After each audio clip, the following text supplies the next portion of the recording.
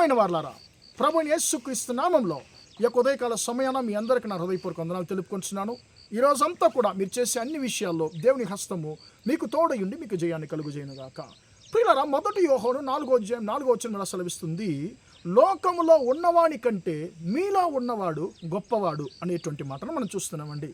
ప్రియమైన దేవుని బిడ్డలారా, ఈ యొక్క ఉదయకాల సమయాన దేవుడు నన్ను ధైర్యపరచడానికి ఒక మాటను ఆయన చెప్తున్నాడు. నా కుమారుడు, నా కుమార్తె, ఈ లోకంలో ఉండేటువంటి సమస్త బలవంతుల కన్నా, అన్ని శక్తుల కన్నా, అన్ని ప్రభావాల కన్నా నీలో ఉన్నటువంటి నీ దేవుడైనటువంటి నేను గొప్పవాడిని, అది నువ్వు గుర్తుంచుకో అని చెప్పి దేవుడు మనకు గుర్తు చేస్తున్నాడండి.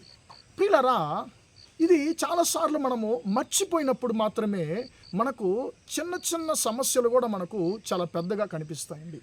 ప్రియులారా, ఉదాహరణ చెప్పాలంటే 1 సమూయేలు గ్రంథము 17వ అధ్యాయంలో ఇశ్రాయేలు గొల్యాతు మీదకు, అంటే ఫిలిష్తీయులకు విరోధంగా యుద్ధానికి వెళుతున్నానండి.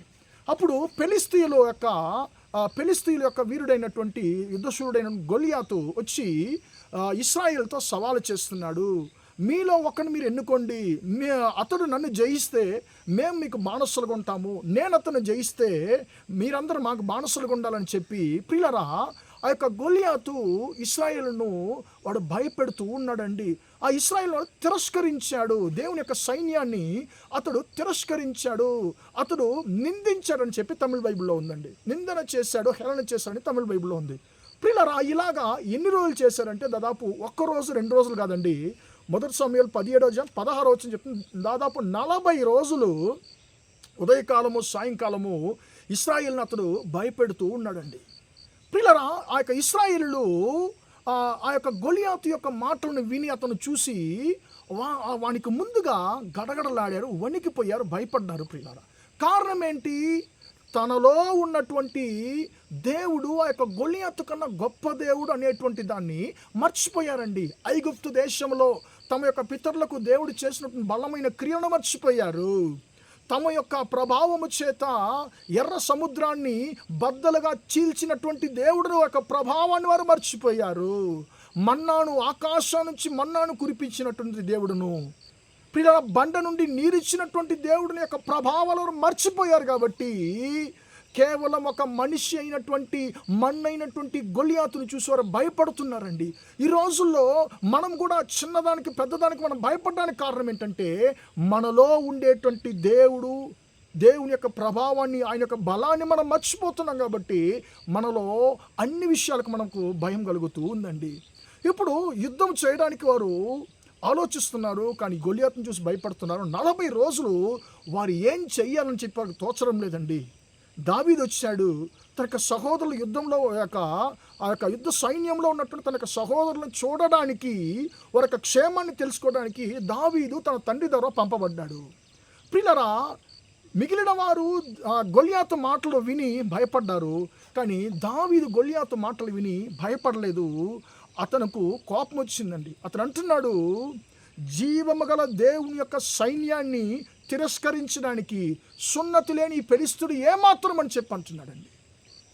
అప్పుడు దావీదు అంటున్నాడు, నేను యుద్ధానికి వెళ్తాను, నేను తను గెలుస్తానని చెప్పి అన్నప్పుడు సౌలు రాజు అంటున్నాడు, నీ వల్ల అసలు నువ్వు యుద్ధం చేయలేవు బాబు, నువ్వు చిన్నవాడివి.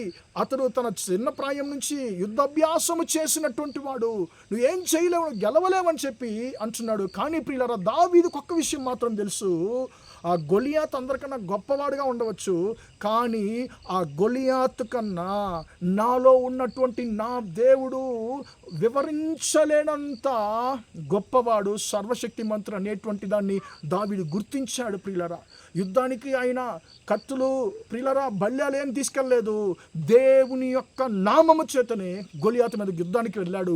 కాబట్టి ప్రియులరా, అందరూ చూసి భయపడుతున్నటువంటి గొలియాతును ఒక చిన్న రాయితో అతడు చాలా సులభంగా గెలవగలిగాడు. ఎందుకంటే దేవుడు, తనలో ఉన్నటువంటి దేవుడు బలవంతుడు, గొప్పవాడు అనేటువంటి దాన్ని దావీదు గుర్తించాడు. కాబట్టి వివరించలేని, ఊహించలేని గొప్ప జయాన్ని దావీదు దేవుని యొక్క నామంలో పొందుకున్నాడు. ప్రియమైన దేవుని బిడ్డ, నీలో ఉన్న దేవుడు గొప్పవాడు. ఈ లోకంలో ఉన్న అందరికన్నా, అన్నిటికన్నా, సాతాను కన్నా, మనుష్యుల కన్నా, సమస్త జనుల కన్నా ప్రియులారా, నీలో ఉన్న నాలో ఉన్న దేవుడు గొప్పవాడు. కాబట్టి ఆయన మనం గుర్తించుతాం. ఆయన మనకు ఊహించలేని జయాన్ని మనకు కలుగజేస్తాడు. కాబట్టి ఈ యొక్క మాటను మనం విశ్వాసంగా మనం చెప్తూనే ఉందాము. నాలో ఉన్న దేవుడు గొప్పవాడు, నాలో ఉన్న దేవుడు గొప్పవాడు. లోకంలో ఉన్న అందరికన్నా, అన్నిటికన్నా నాలో ఉన్న దేవుడు గొప్పవాడు. ఆ గొప్పవాడు తనకు అరచేతిలో నిన్ను నన్ను చెక్కుకొని ఉన్నాడు. ఆయన యొక్క చేతును మించి నిన్ను నన్ను ఎవరు ఏం చేయలేరు. నేను ఎవరేం చేయలేరు. నువ్వు దేవుని యొక్క చేతిలో ఉన్నావు. గొప్ప దేవుని యొక్క చేతిలో ఉన్నావు నువ్వు. ఆ గొప్ప దేవుడు నీలో ఉన్నాడు. కాబట్టి మనం ధైర్యంగా ఉందాము. దేవుడు మనకు జయాన్ని కలుగుచేయని కాక ప్రార్థన చేద్దామా. ప్రేమగల మా తండ్రి, దయగల దేవ, ఇంతవరకు ఈ మాటలు విన్న మీ బిడ్డలు మీరు దీవించండి, ఆశీర్వదించండి తండ్రి. లోకంలో ఉన్న వానికన్నా మీలో ఉన్నవాడు గొప్పవాడన్న మాట ప్రకారం తండ్రి, మాలో ఉన్నటువంటి గొప్ప దేవుడైన నిన్ను మనం మర్చిపోయినప్పుడు తండ్రి మాకు అనేక భయాన్ని శత్రువు కలిగిస్తాడు. మేము జయాన్ని పొందుకోలేకపోతున్నాం, మేము ముందుకు సాగలేకపోతున్నాం తండ్రి. ఈ రోజులో తండ్రి తన జీవితంలో నిన్ను మర్చిపోయి తండ్రి, నీ ప్రభావాన్ని మర్చిపోయి తండ్రి, ముందుకు సాగలేక తండ్రి, జయాన్ని పొందుకోలేక సొమ్మసిల్లిపోతున్న తండ్రి, సొమ్మసిల్లిపోయిన తండ్రి, యేసయ్య సమస్యలను చూసి భయపడిన సహోదరు ఒకసారి తండ్రి జ్ఞాపకం చేసుకోయ్యా. నువ్వు ఎలాంటి తండ్రి, ఎటువంటి బలవంతుడు అని చెప్పి తండ్రి వారికి జ్ఞాపకము చేసుకుని తండ్రి, నీలో ముందుకు సాగడానికి తండ్రి, నీ ద్వారా జయాన్ని పొందుకోవడానికి తండ్రి యేసయ్య వారికి కృపదైత్యమని ప్రార్థిస్తున్నాను.